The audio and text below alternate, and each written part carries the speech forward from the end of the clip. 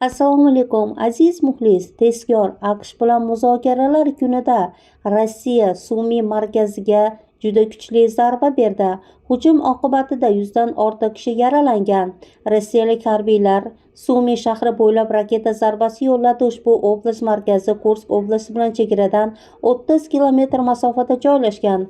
Rasmiylarga ko'ra 101 kishi yaralangan, shundan 23 nafari bolalar. Katta yoshli jabrlanuvchilarning 16 nafari va 14 bola shifoxonaga yotqizilgan. Guvohlarning so'zlariga ko'ra, ko'plab odamlar shisha parchalaridan shikastlangan.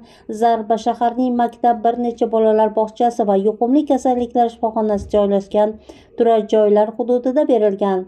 Hamma joyda bolalar bor edi, deydi Sumida yashovchi biri.